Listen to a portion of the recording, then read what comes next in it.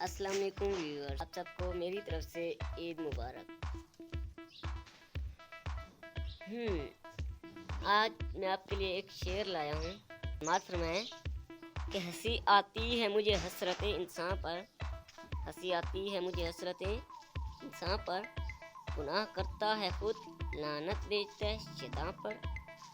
جی ہاں ویورز، ہمارے معاشرے میں یہ بہت مشہور ہے کہ رمضان کا مہینہ مکمل ہو چکا ہے اور شیطان آزاد ہو چکا ہے۔ مطلب یہ کہ اب پھر سے وہی گناہ ہوں گے، چوری ہوگی، غیبت ہوگی اور بہت کچھ۔ مگر کبھی آپ نے سوچا ہے کہ رمضان میں بھی یہ کام ہوتے ہیں، یہ گناہ ہوتے ہیں، مگر فرق اتنا ہے کہ تعداد ان کی کم ہوتی ہے۔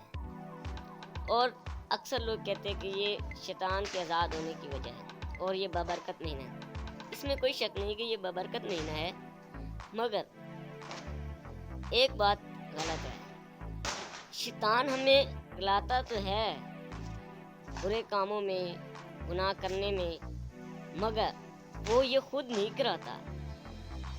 دراصل ہم خود ہی گناہ کرتے ہیں۔ ہمیں معلوم نہیں کیا کہ اس گناہ کے نقصانات کیا ہوں گے، اس کے فوائد کیا ہوں گے۔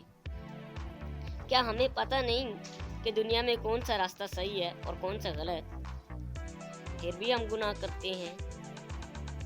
جی ہاں ویورز، شیطان ہمیں اس دروازے تک نہیں لے جاتا، گناہ کے اس دروازے تک نہیں لے جاتا، بلکہ ہم خود جاتے ہیں گناہ کے اس دروازے تک۔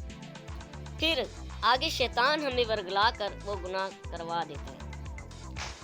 یہ بہتر نہیں ہے کہ ہم اس دروازے تک جائیں ہی نہ، یہ نوبت ہی نہ آئے کہ شیطان ہمیں ورگلائے۔ مگر کیا کریں، کہاوت جو بنی ہوئی ہے، مجھے نہیں پتا کہ یہ صحیح ہے یا غلط، مگر اگر ہم خود چاہیں گناہ کرنا تو پھر شیطان کا کوئی زور نہیں، اور اگر ہم خود چاہیں گناہ نہ کریں تو اس میں بھی شیطان کا کوئی زور نہیں۔ اللہ نے ہمیں دو راستے دکھائے، صحیح اور غلط، اور چھوڑ دیا۔ اور اگر تمہیں کوئی پریشانی ہے تو اللہ سے مانگو۔ اس لیے ہمیں استغفار کرنا چاہیے تاکہ گناہ کرنے کی نوبت ہی نہ آئے، اور گناہ کرنے سے پہلے سوچ لیا کریں کہ اس کا انجام کیا ہوگا۔ میرے محترم سر فرمایا کرتے تھے کہ گناہ ختم ہو جاتا ہے مگر اس کا پچھتاوا، اس کے فائدہ تھوڑی دیر کے لیے ہوتا ہے، مگر اس کے نقصانات ہمیشہ یاد رکھے جاتے ہیں۔ اور اچھائی کے کام، اچھے کام مشکل تو ہوتے ہیں مگر اس کے فوائد ہمیشہ یاد رہتے ہیں۔ یہ مفہوم تھا ویورز۔ اکثر لوگ گناہ کرتے جاتے ہیں اور بعد میں ملامت کرتے رہتے ہیں شیطان پر۔ اگر وہ ملامت نہ کریں اور گناہ کو سدھارنے میں کوشش کریں تو وہ گناہ نہیں ہوگا بعد میں، مگر گناہ کر کے پھر سے یہی کہتے ہیں کہ یار شیطان نے کرایا۔ اب وہ اگلی بار بھی یہی گناہ کرے گا کیونکہ اس کا یہ بہانہ بن گیا ہے کہ یار شیطان گناہ کراتا ہے، مگر یہ غلط ہے کسی حد تک۔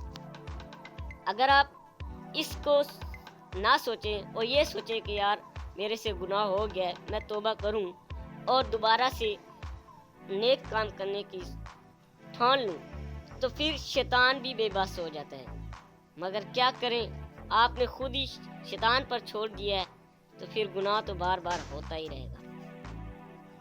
ویورز، اگر آپ کو میری یہ بات اچھی لگے تو میرے چینل کو سبسکرائب اور لائک ضرور کیجیے گا۔